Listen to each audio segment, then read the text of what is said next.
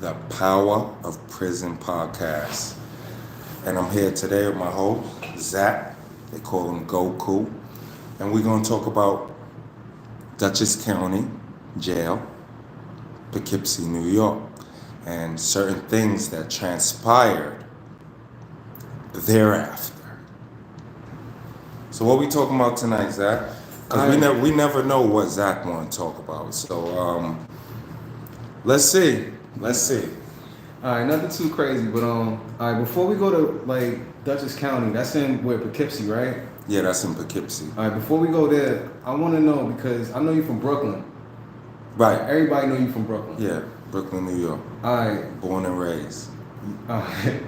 You, at your age, what age? No, I'm sorry. What age did you actually join the Crips? Oh, we getting right to it, huh? Yeah, I'm dead serious. I was about 15, 14, turning 15, you know? So it was a thing in the neighborhood. Well, it wasn't a thing in the neighborhood initially. What was taking over at that time were the Bloods. They were like everywhere, you know? So, you know, eventually it became a thing. A lot of people hated the Bloods. And then in my neighborhood, which was the only neighborhood for a long time where, in Brooklyn at least, where there were only Crips and no Bloods. So in all other neighborhoods, you had Crips on this street, Bloods on this street, but in Flatbush, it wasn't like that. In Flatbush, it was Crips everywhere and Bloods nowhere. Like, definitely no Bloods for years. That was the only place basically in New York like that. But yeah, it was then. Back then, I was about 14, 15 years old. So you became Crip because everybody in the neighborhood was Crip? No, it took me a while to become Crip, you know? Because before the gangbanging, everybody had their neighborhood gangs. So all the blocks or the certain areas had like little crews or gangs. Like Decepticons and shit. Right, so Okay. we were already... I'm from the 50s, by the way. I'm from East 53rd between Church and Linden. The house I grew up in, the number on the house, 268. 268 East 53rd between Church and Linden. So, like, we were young. So we had our little crew to the big guys that was around our way. And everybody knew them in the 50s. They were called FTC. They're like notorious, you know? So we were like sort of like the little crew to them. So we called ourselves FTK, you know? The K standing for kids.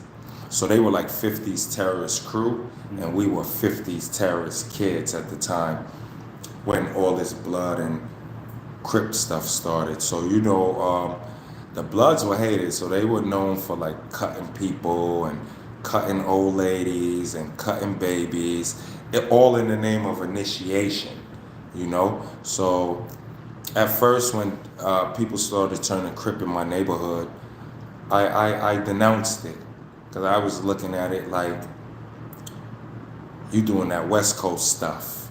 Y'all doing that West Coast stuff. But the more and more I started to get into it with the Bloods, as everybody did at that time, basically in New York, because they were beefing with everybody at that time. This like 93, 94, stuff like that. So after a while, half the hood turned Crip, half the hood stayed FTK and UK and stuff like that. You know, remember UK, United Kings, all up and down Flatbush when all the crews came together, it was United Kings, you know. So half turned Crip right away, and then the other half were being stubborn like me. I was fighting it like, nah, forget all that stuff. We're FTK, you know. So, but after a while, like I said, after going through it with the Bloods, at that young age, it made sense to me. Like, oh, okay, yeah, Crips go against Bloods, so that's what I'm gonna do. I'm gonna turn Crip. And it made sense to me at that time because half my neighborhood was. So once I basically spoke up and let it be known, like, all right, this is what it is. Big Crippin'. The other half went on ahead and loped into, you know. So, all right, can you talk about the military type structure that the Crips have, or is that too much? No, I can say that much. The structure in the Crips is very, very, very high and tight, like in the military. So you have protocol, you have the head, you have lieutenants, and then you have, everybody else under. Everything trickles down. Just like in the military, I guess in the military you have like your captain and your corporal and your this and your that and your that, and it's the same way with us. Okay. Do you think being Crip affected your time in prison? No, not at all. Not at all. I will say that for some, it can do that. For some people, I would say for the not so strong people, weaker guys, I guess they succumb to certain things while they're incarcerated, but nah, I'm not built like that. I'm not succumbing to anything that I don't want to succumb to. All right. So, how did you end up in Poughkeepsie? What brought you there? Oh, well, we were out of town in Rhode Island, doing big things in Providence, Rhode Island, Pawtucket, Rhode Island, and I ended up meeting a young lady. I'm gonna keep her name out of this right now, but I ended up meeting a young lady, and she ended up being from Poughkeepsie. So I ended up getting her pregnant. She got pregnant, and she left school and went back to her hometown, and her hometown was Poughkeepsie. So I went with her because that was my girlfriend at the time. Okay. And what year was this? And what was Poughkeepsie like at this time? This was roughly around 98, 99. Poughkeepsie was very raw and up and coming. That's the way I looked at it, at least. Raw and up and coming. A lot going on up there for it to be such a small town, because it's small. You could drive around Poughkeepsie in probably like 20, 25 minutes, the whole town, right? But in the city of Poughkeepsie, there's a lot going on. All right, so you saying like, all right, the way you're talking about it, it's like, when you went up there initially, did they accept you up there? Because you went up there for family and then you started hustling. Right. Did they initially accept you up there? Because in Brooklyn, you can't just go up there and start hustling. Right. So I'm not going to say they initially accepted me, but I'm going to also say that I know how to move in a room full of vultures. So like I kind of like slid in because it just so happened that the young lady that is my child's mother, her brother and his crew, they basically had things on smash when it came to the money. When it came to the money, they were doing big things. So they were a bunch of good dudes, real good dudes. So they considered me family, They considered me family. So when it came to getting money, it was easy for me to get in with the team, with the family. And they were so strong in Poughkeepsie and so very well known that it was easy for me to go outside once everybody started associating me with them once I got up there. So that part made it easy, yes. Okay, but I hear stories about Poughkeepsie, but do they really give it up like that? Like, is it really rough out there? Because it's upstate. It's not that far from the Bronx, but it's upstate still. It's not Yonkers. Nah, they give it up in Poughkeepsie. For it to be such a small town, I'm gonna give it to them. They give it up, And it's so small that everybody knows everybody for the most part. And if you don't know everybody by name, you probably saw this person here or saw that person there. So, but yeah, for the most part, they give it up in Poughkeepsie. I stamp Poughkeepsie, yes, I do. All right, let's get back on track, because, all right, we're in Poughkeepsie right now, and this is, you said like 9/8? Yeah, like 98, 99. Okay. when I initially went up there. Okay. So you're in Poughkeepsie. How did you get by? You said you were selling drugs? Or did you Yeah, I work? started hustling. No, I didn't have a job. I didn't work a job. I started hustling. So once I got in with her brothers and them, um, it was easy for me to start hustling and to learn quick because they were sharp. Those dudes were sharp at making money and a lot of it, you know. So once learned the ins and outs of Poughkeepsie from them, it was easy for me to take off after that because I'm a city boy. So a lot of the stuff that they were learning, I knew. I just needed to know Poughkeepsie, which is what they knew. You understand what I'm saying? I got you. You were still living with your girlfriend at the time, or did you move out? Or what was the living situation? Oh no. At the time, yeah, I was still living with her and her mother. You know, I was still living with her and her mother at the time because I just got there, so I didn't know anything. I didn't know where to go to look for apartments. So for a couple of months, yeah, we were with her mother, but I had embarked on already setting out to make my mark in that town from day one. All right. So your girlfriend at the time, you said that her brothers were basically the man up there. They was running shit. Right. Did they allow you to just come in and start working under them, and then everybody was just cool with you? Like, how did that work? Nah, it wasn't really working under them. It was just like I got in because I brought certain things to the table that they needed and that tightened and bettered our crew.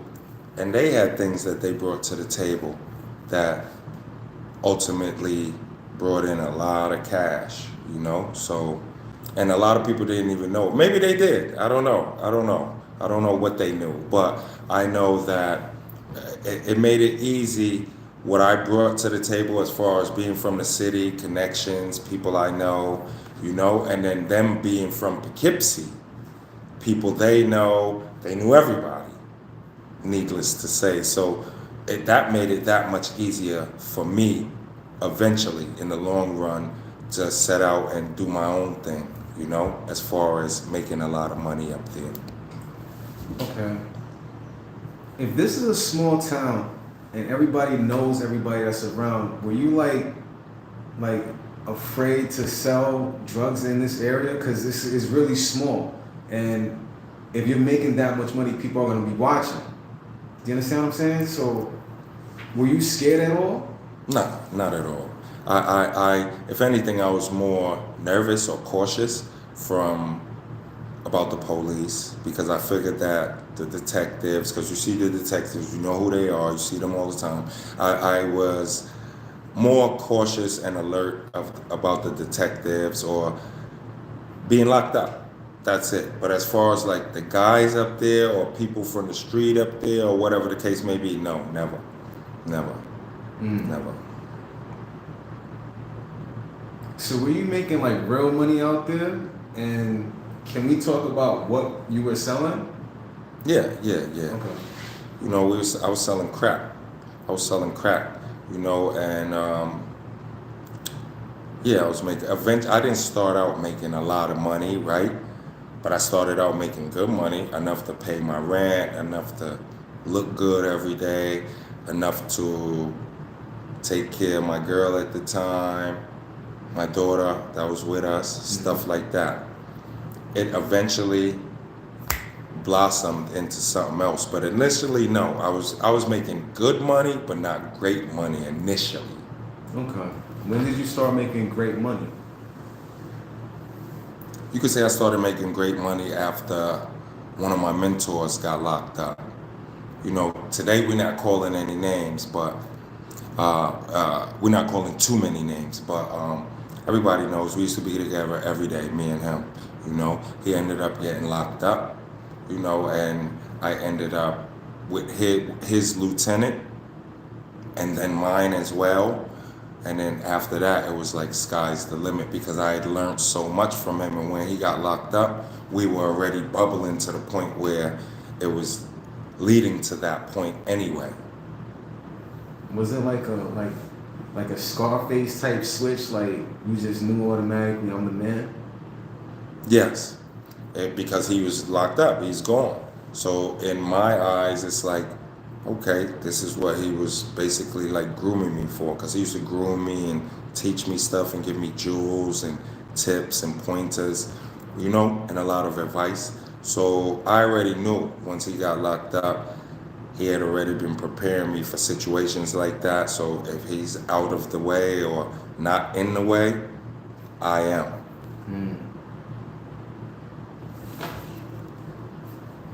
So, where were you selling exactly in Poughkeepsie? Like, where were you located? The city of Poughkeepsie. When everybody starts out, I'm figuring everybody gets their little corners or their little blocks, whatever block is popping, whether it be up and down Main Street, White Street, the Bricks, wherever you at. I'm not gonna say too many places because I don't need.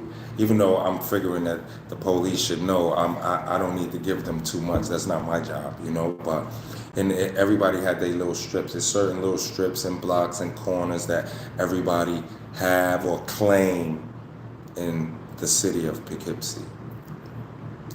So was it like you had a spot, or were you doing like hands to hands on the block and shit? And at first I was doing hand to hand like everybody else on Main Street, and then it progressed to me doing hand to hand and having a spot.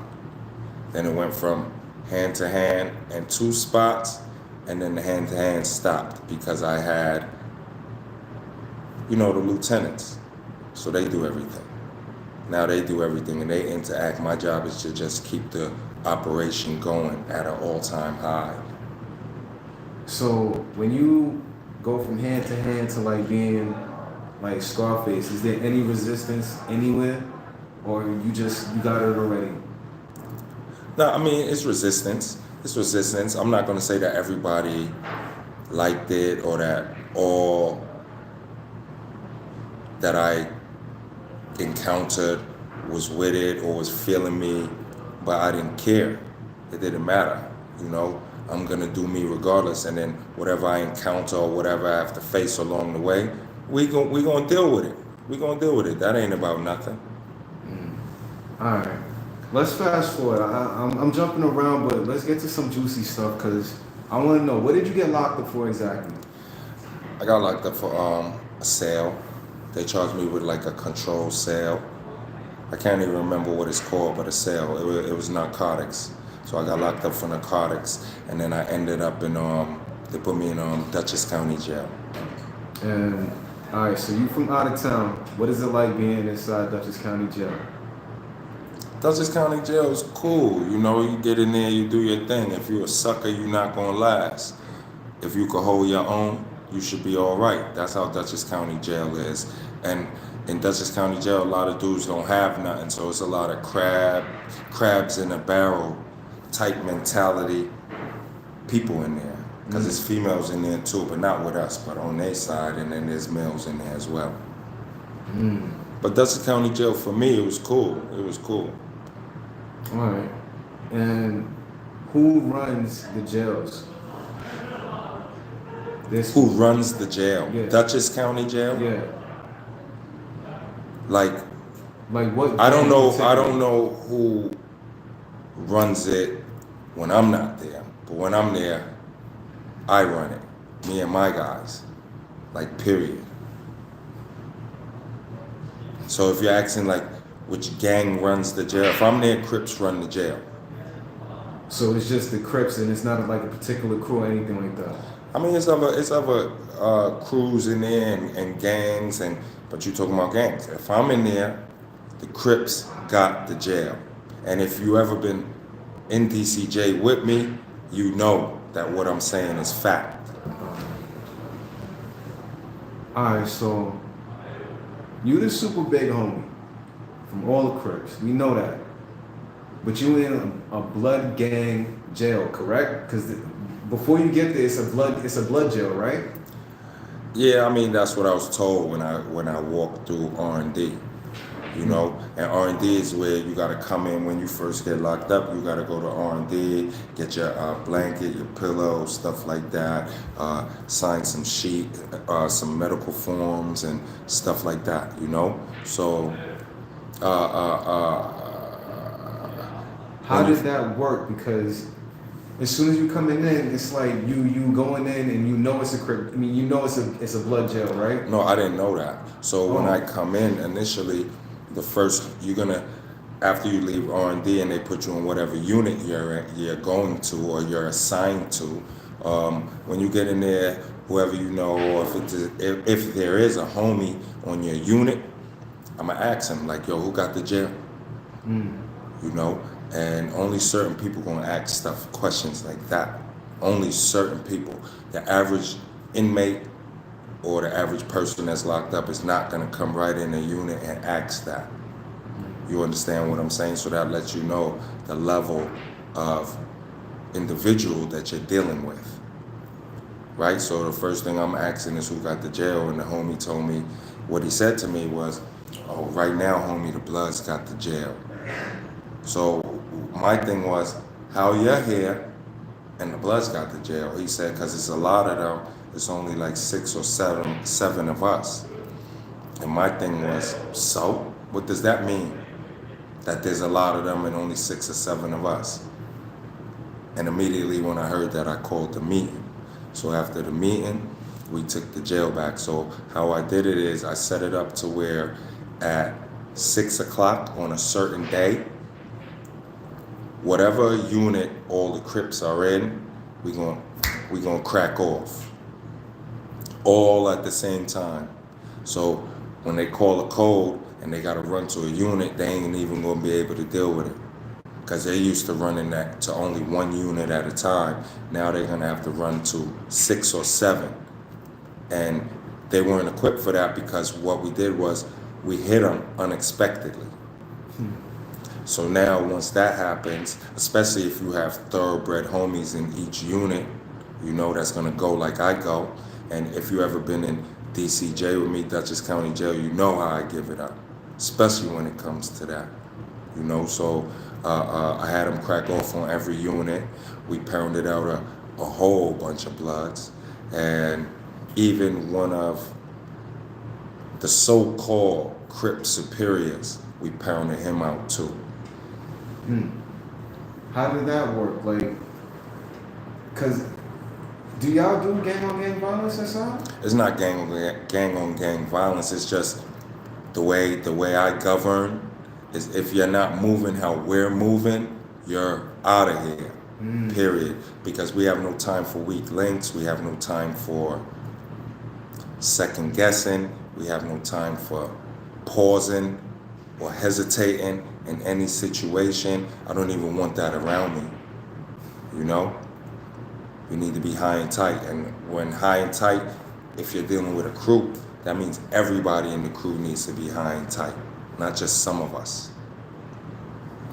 Alright. So I heard that you violated a lot of people, dragged them out, beat the fuck out of them. What brought this out of you? Like, seriously. Because you seem like, when I talk to you, you seem like a very calm person. So what makes you snap?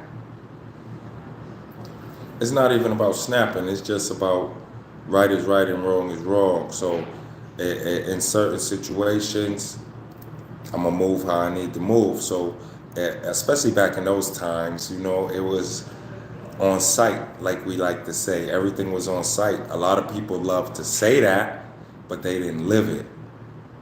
So for us, between back then, especially for me, from the beginning, I'm from the beginning, KGC. I'm from the beginning, you know, the first Crip set ever in Brooklyn. So, and if they want to see it, we can show it right here, KGC, you know, and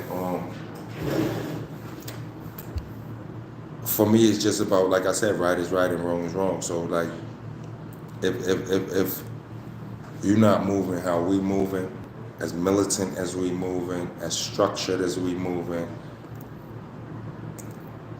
we gonna move on you. That's how it goes. We gonna move on you. You know, so as far as like getting to jail, if I'm in the jail, I gotta have a jail. Or I'm not gonna feel right.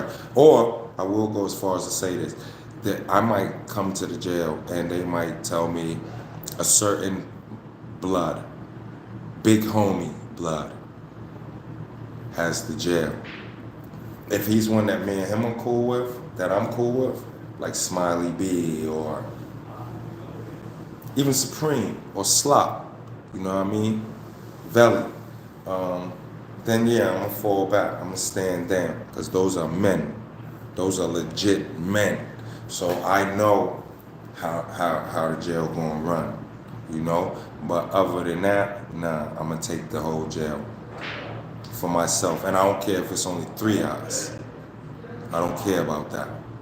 So let me ask, like, when it comes down to your gang, does it matter about which gang you're talking to when you're inside? Like, cause I know like gangs don't really affiliate with each other. Like Latin Kings don't affiliate with Bloods or Crips. Latin Kings fuck with us. They mess with us. To a certain extent. Like if there's like a race riot, they're gonna stay with the Latin Kings, right or wrong. Yeah, but it depends on what races you're talking about. Right. If it's white and black, they with us. You understand what I'm saying? If it's Spanish against black, then that's different. Okay. But 9 times out of 10 in a race riot, they with us. Okay. Spanish, black, man. I got you. Okay. All right. What is the CERT team? I hear about that a lot. Tell me about that. Oh, the CERT team. The CERT team is the equivalent of the Turtles on Rikers Island. So a bunch of big dudes that wear all black with like cargo pants and have the stick, like the belt with all the sticks and the walkie-talkies and the what is that? The laser? What's that? What they shock you with, that type of gun. Tasers. Taser gun and all that type of stuff. So they attached to their belt, and then they usually, if it's like a big brawl or a fight, that's who comes to mop up the unit, the CERT team. So they come like the army, and you'll hear them marching, like in accordance with each other, in rhythm with each other. And when they get to the unit, all hell gonna break loose. Okay. Yeah. Why they so familiar with you? OG Fraj Daddy, let me know. Because they had to come get me a lot. When it comes to Dutchess County Jail, when it comes to everywhere, but we talking about Dutchess County Jail, I pounded a lot of people out in there. Like, I've violated a lot of people in Dutchess County Jail, whether it's on a visit, whether it's in R&D, whether it's going to court, coming back from court. I'm probably one of the only guys in Dutchess County Jail history that's ever went into somebody else's unit and plucked them out, and totally violated I need to hear about this. No. Give me some details, please. Yeah. Can you? Yeah. I could give details. One time they were taking me past Unit 21 because they got like the old side, and then they had like, at that time they had like 2 new units, 21 and 22, I believe it was. So I wasn't in those units. You had to like kind of be good to be in those units. So the people who are in those units are not getting into trouble. You understand what I'm saying? But the people that I needed to get were in those units. So while I was walking past Unit 21 one day, the door was open, but I knew it would be open at the time I was walking by, and I had already told myself that if it's open when I walk by there, I'm going in there and I'm gonna tear dude up. And that's what I did. He was upstairs. So I ran in there, ran up the stairs, and violated him in front of everybody. And it was just certain situations like that caused the CERT team to be assigned to me because I guess the lieutenant or the sergeant has to assign sergeant in that case has to assign them to you. So you have to cause, I guess, so much havoc or be so much of a nuisance that you get assigned the CERT team. So now, once I went to Key Block, I could never come out my cell or roam the hallways without them coming to get me first. So I had to go to visit like that. I had to go to medical like that. I had to go to get ready for court like that, you know. And at first I was still getting dudes, especially a lot of blood dudes. I was still getting them. And then they strapped me to like this chair. So once they did that, it was times I was seeing dudes that I wanted to get that I knew I would get if I wasn't strapped to the chair. So I would spit. So they started putting like the spitting mask on me as well. And then they moved me to a part of the jail called Silence of the Lambs. Yeah, so there's a part of the jail called Silence of the Lambs. It's like kind of lonely up there. It's very lonely up there. This is like the hole. Yeah, so this is where they put me from there on out. Silence of the Lambs. So, you know, I became cool with Silence of the Lambs, familiar with it. Okay, so how long was your time in Dutchess County? How long was my time, or how long is a person's time in Dutchess County? How long is a person's time, and how long was your time? Well, it's jail, so you're only supposed to do the most at 2 years in jail if you're sentenced. Anything over that, you're supposed to go to prison. You know, state prison, federal prison, whatever the case may be. But you could stay longer in jail if you're not sentenced and what you're doing is fighting your case. So I've seen dudes fight their case for 5, 6, 7, 8 years in the county jail. So it's kind of like, they hold you like Rikers basically. Yeah, it's exactly the same thing as Rikers as far as like the protocol and what's supposed to happen and what goes on. And how long? From the administration standpoint. How long was your time in there? I think I did about, 2 years in there, maybe? How long was the CERT team assigned to you? All the way until I left. They walked me out the door when I left. They were the ones who put me in the hands of the federal agents, when the U.S. Marshals, when they came to get me. So you was with the CERT team from like the first month?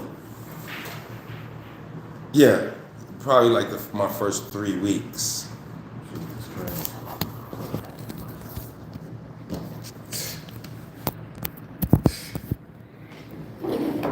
So you're getting escorted around this whole entire time? Yep.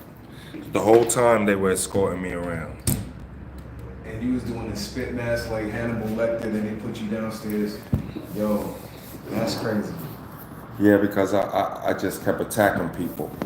But it wasn't just me attacking people. It was for the purpose of getting to jail. I wanted everybody to know that the Bloods don't run this jail. They don't. And I think I got my point across. I'm pretty sure I did. So, can you talk about what made you go to the Silence of the Lambs, the hole? What put you there? Yeah, because what put me in Silence of the Lambs was the fact that I was already in Key Block. You know, and Key Block is in jail, similar to the hole in prison. So you're locked in your cell 23 hours a day, your food comes to you, things like that, through a slot in the door, and you probably get to come out for an hour a day. You get to come out for only an hour a day, right in the unit, so it's not like you're going outside or anything like that. Well, you can go outside. You can go outside if you want to.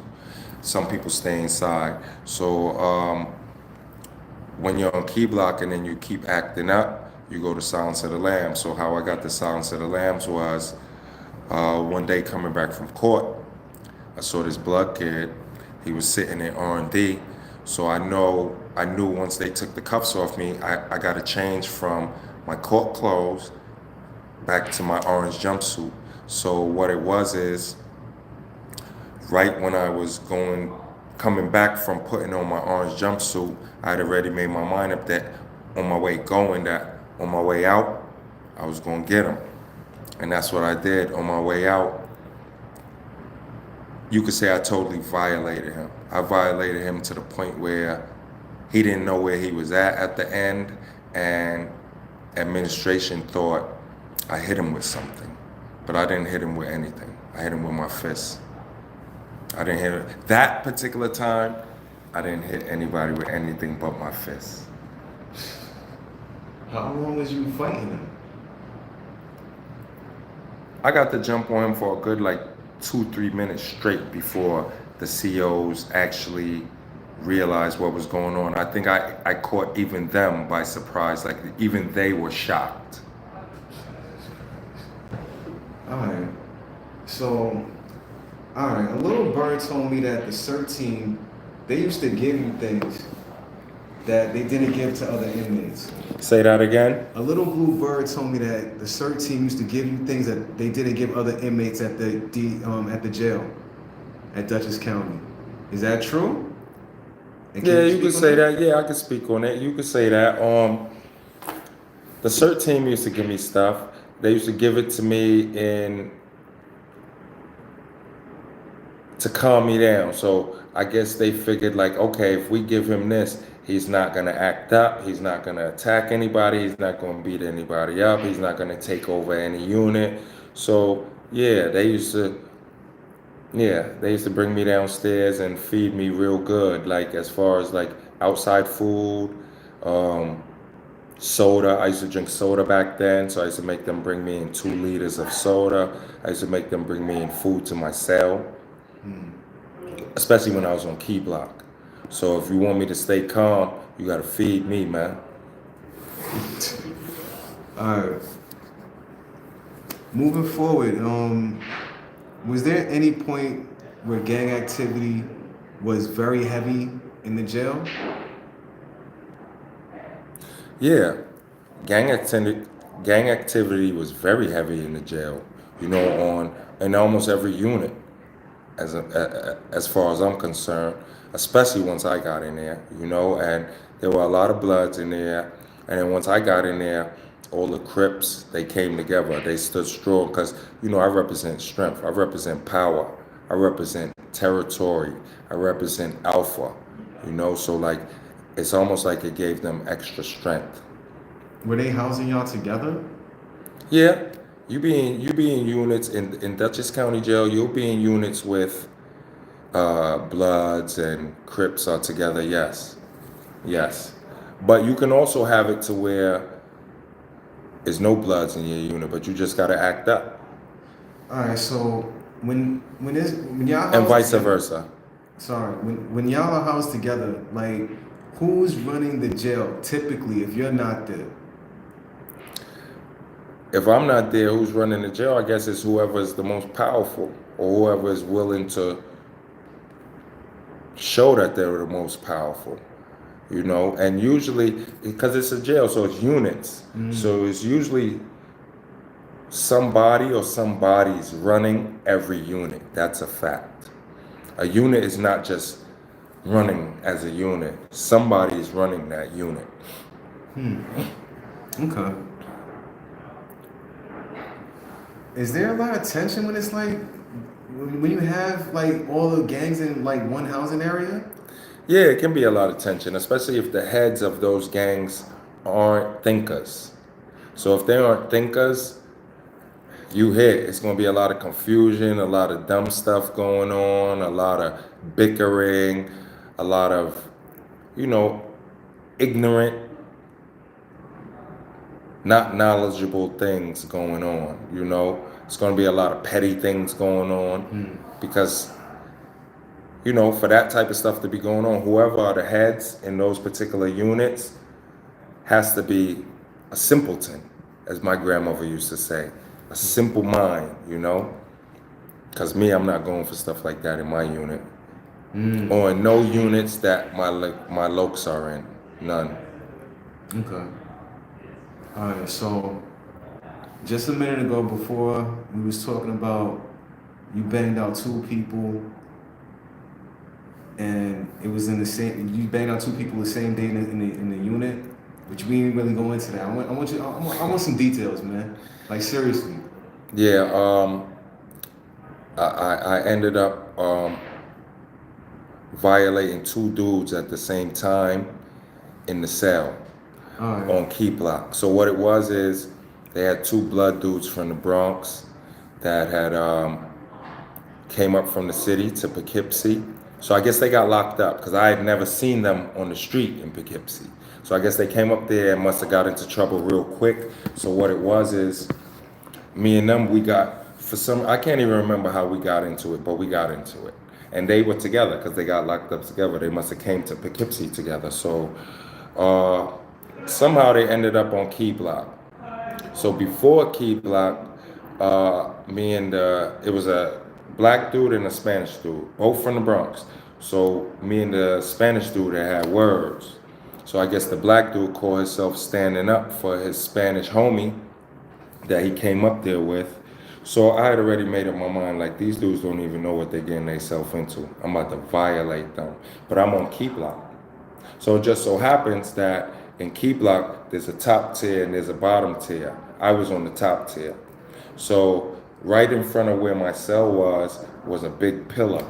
So the COs that are in the bubble, they can't see me if I come out my cell. All they know is that from the red or the green light on the panel in the bubble that they're in, if I lock the door or not. It's gonna be red if I lock the door, it's gonna be green if my door is open.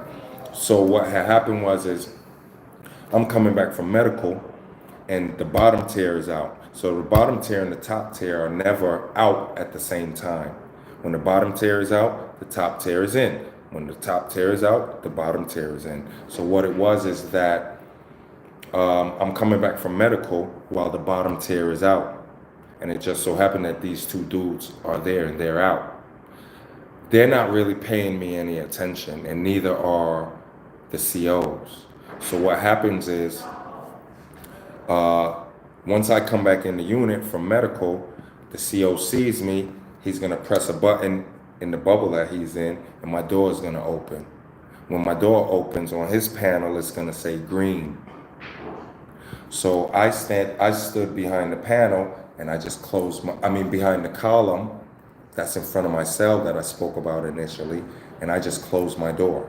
So now he sees red, he thinks I'm in my cell. I wasn't in my cell, I was just hiding behind that big column that's in front of my cell. So now, once I peek and I see that he's not looking, I shoot down the steps.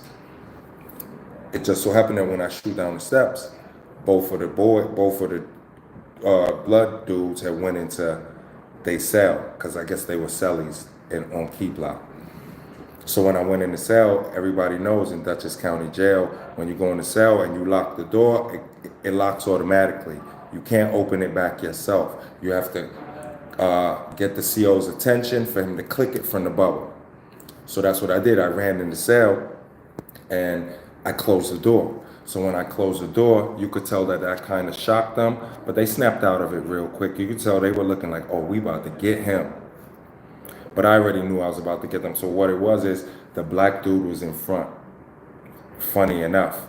So as soon as me and him made contact, I picked him up and I slammed him. So when I slammed him, everybody knows in those cells, the sink and the toilet are attached. So I slammed him face first right on the stainless steel toilet. He never moved again after that. I swear to God. I swear to God, once I slammed him, he never moved again after that. So once the Spanish dude seen that, and there's no way he could run, because I'm also blocking the door, because I came in last and closed the door. So that means they're in the cell. So to get out the cell, they have to can't get out anyway, because I locked the door when I initially came in. So now that he's seeing that his man is like out cold, he's like trying to cop please. He's backing up, he's begging. But I didn't give him a chance, I just violated him. And being that nobody knew I was in there, I got to totally violate him for as long as I wanted to. Like when I say as long as I wanted to, I violated him for about 15 to 20 minutes, bro. It was blood everywhere. I'm talking about blood everywhere. On the ceiling, on that wall, on the kid that never got back up. Yeah. You feel me? And then what I did was after they were out cold or out, whatever, after I was finished, I knocked on the door to get one of my men's that's housed on the bottom tier to tell the CO, like, yo, they want their door open. So he's not gonna think nothing of it because he's not even thinking, he don't even know what happened, right? So now he just pops the door. I tell my man, let me know when he not looking. And little by little, I creeped out and went from cell to cell, inside this cell, along the wall, inside this cell, until I got back by the stairs, ran upstairs, and then told my man to tell him that he wanted to give me a book that was too thick, that he couldn't slide it underneath my door, so they had to open my door. And remember, there's a column there.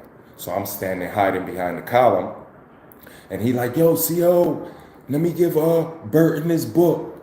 So they pop my door. I slide in. Close. I take the book, close the door. So now, when it's time for count, about 30 minutes later, and COs are coming around doing the count, they see like the dudes are fucked over. You know what I'm saying? And they lock the unit down because they didn't know any of this had happened. You know, so now they're nervous. How did this happen? They're going back to the cameras. The cameras are not really showing anything. They're trying to lie to people and say, we saw you on the camera. Everybody knows, no, you didn't. You know what I'm saying? So like, the last part of that was that one of the COs opened my door. I'm laying on my bed reading a book. They were like, we can't prove it. We don't know what happened, but we know you had something to do with this. This has your name written all over it. And I'm like, I don't know what you're talking about, man. I came from medical. I'm laying here reading a book. Like, what you want me to tell you? You know, so, you know, it was stuff like that. I had a lot of blood on my shorts, my orange shorts, and my white t-shirt, you know. So I had flushed all that down the toilet. Those toilets in there are strong. They'll suck anything down. Yeah. You could put fruits down that toilet, man. You know what I mean? So, yeah, that's how that incident went. You know, I had a lot of incidents in there. You know, for me, it's about, in environments like that, it's about dominance, and that's it. Because, like, a lot of people, dominance and getting smarter. A lot of people can't combine the two. Mm-hmm. So every day while I'm locked up, I'm aspiring to be more knowledgeable than I was the day before, and I'm aspiring or working towards being more powerful in every freaking facet as the day before. So that's how I do my time. So when it comes to dominance and territory and all that type of stuff, I get with all that. I'm with all that. You know, because in those type of environments or in that type of world, it's necessary. It's necessary. In there, either you're prey or you're a predator. And I don't like to use that word predator because they use it for a lot of different stuff like child molestation and rapists. Not that type of predator. I'm talking about like the jungle, like National Geographics. Either you're the one hunting or you're the one being hunted. There's no in-between in there, you know? Okay. So if I'm gonna be down with the hunters, I wanna be the head hunter. A lot of people are just comfortable being hunters. I wanna be one of the head hunters. Because as you see, there were a lot of dudes from Poughkeepsie that people thought were tough on the street, that when they came in there, they were people bitches. Yeah, I'm not gonna lie. There were a lot of dudes that people thought were tough on the streets of Poughkeepsie that when they came into Dutchess County Jail were getting violated. I'm talking about violated. Not just by me, by other people too. Can you expand on that? Yeah, I can expand on that. There was one particular person, I don't think I'm gonna call his name tonight because we're gonna have an episode where we drop a lot of names, trust me. But anyway, there was one particular guy, you know, he was a very, very dominating guy while he was in the street. You know, ran down on everybody, had a lot of problems. A lot of people were probably, that I know of, either was scared of him or didn't really play with him. You know what I mean? And when he came into Dutchess County Jail and we all were in there, the homie Mondu, shout out to Dewberry, the homie Dewberry, Trey's up, homie. He was violating him, like every time he saw him. I'm talking about violating him. So this kid he's violating, that's this big, I guess, supposedly tough and real gangster on the street, is now getting violated. I'm talking about his very first night in there. His very first night in there. And everybody knew him, you know? He was getting violated in front of everybody. So the next day, that same kid that's getting violated, that's supposed to be tough, he comes to my cell because I'm in the unit that he's getting violated in, and I'm not stopping it because it's one of my homies that's violating him. Mondu is violating him, like on sight every time he see him, like beating him to a bloody pulp, beating piss out of him, all that type of stuff. So he comes to my cell, the dude that Mondu violated. So, because I told Mondu, like, all right, that's enough, man. Like, you don't got to keep violating him like that. Like, he's nothing. Look at him, you know? He comes to my cell the next day, and the first words out of his mouth was, come on, Frad, you know I'm humble. So I had to stop him. And I had to tell him, like, you're not humble. There's nothing humble about you. When you on the street, you pulling guns on people, you running down on people, you and your crew. You know what I mean? Never to me. Never, ever, ever, ever to me.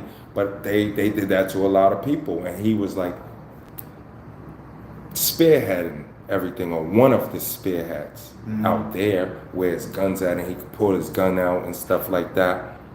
So for him to sit in my cell and come to me looking for assistance, because he didn't ask for it, but that's what you're doing by telling me this story. Sitting here saying, Frag, you know I'm a humble guy. No, you're not.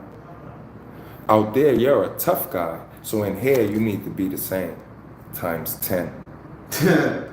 Yeah, that's what I told him. I said, don't come to me like with that humble stuff, you know, because like, this is not a characteristic or attribute that you displayed while you weren't incarcerated. It wasn't until you came in here, and everywhere you go, people are beating your ass in whatever unit you go to. Now you want to talk about you're humble, and it just doesn't work like that. You know, but I guess he ended up figuring it out. I heard he ended up turning Muslim and cutting his dreads off when he went up north and stuff like that. So just by me saying that, people should know who I'm talking about. You know, and there's a lot of other cases like that. When we do the show about name dropping, I'ma really name a lot of names, you know, and people are gonna see like, damn, I thought he was thorough. He not thorough. Come on, stop it. He was thorough to you, you know, maybe because you're not thorough, you know. But a lot of the dudes you figured out are just talk. They were just talking, you know. On the streets is guns. In there is no guns. So either you got the heart to stab somebody, kill somebody with that knife, with your bare hands, with a razor, something like that. And a lot of people don't have the heart or the guts or the stomach to do stuff like that. And there's no guns in there, and they can't fight. It's not that, a lot of them, it's not that they don't want to fight, it's that they can't. And then you have the rest that don't even want to fight. As tough as you were, and as all the stuff you talked and poked your chest out on the street, and here you somebody's bitch. Come on, man. But that's how it goes. That's why I tell the kids all the time, stay out the streets. If you're not built for the streets, stay out of it, because it will swallow you whole and spit you out. No, swallow you whole and shit you out. That's what it'll do. So if you're not ready to turn into a retard, like I do when I get locked up, because anybody that's been locked up with me in Dutchess County Jail could tell you when I'm in there, I get busy.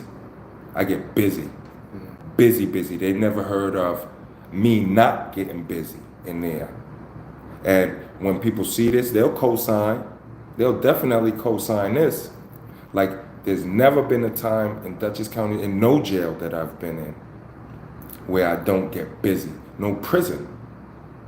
You know? And that's what, once again, I tell them, if you're not built for this, stay away from this.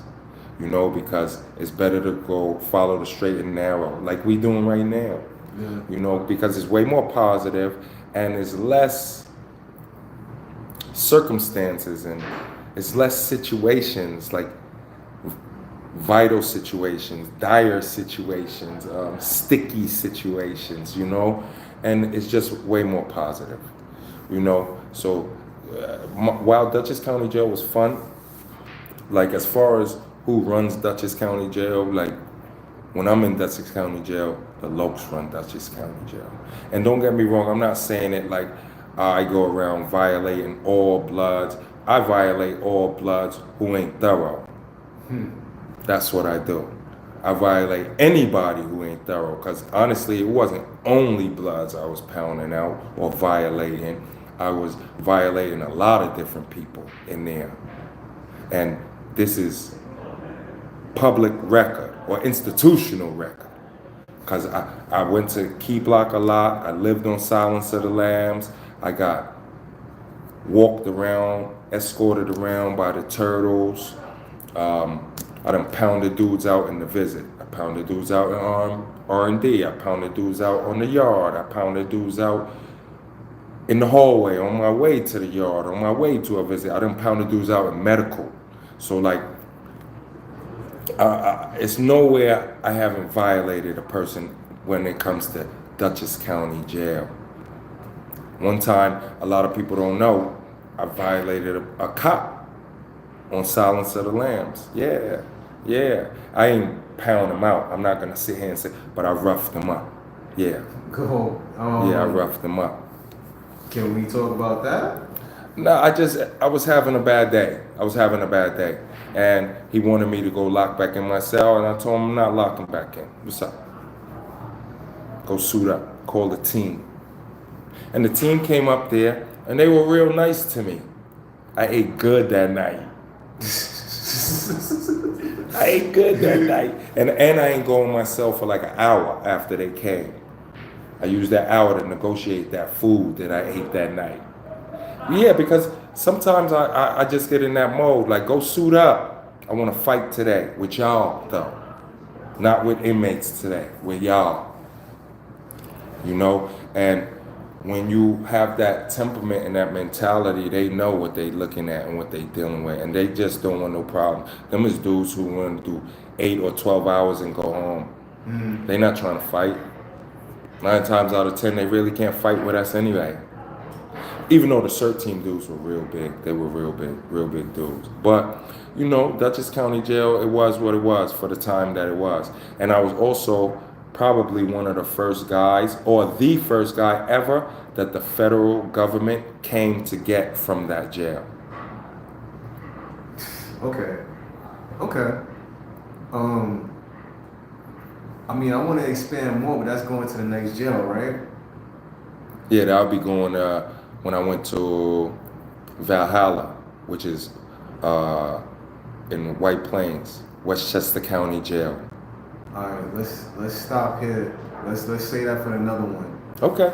Do you feel you want to talk more? Like No. I think we did enough talking about this, about Dutchess County Jail. Like, because if we stay talking about it, all you're gonna hear is about me pounding people out and me doing this and me and my guys doing this. And I can even talk about dudes who are not Crip that was pounding people out, like Yaya pound people out. Animal, my man Animal's pops, Fly Ty, he was pounding people out. Like, you know, I could go on and on. I know everything. I was there for it all. You know what I'm saying? I was in the mix. I was in the middle. I was doing my thing. I did things in that jail that dudes that's from Poughkeepsie never did and never will do ever in their life.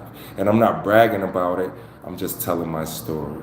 And we're gonna leave it at that, y'all. Y'all be good. We love y'all. Yeah, forgot to say like, share, subscribe.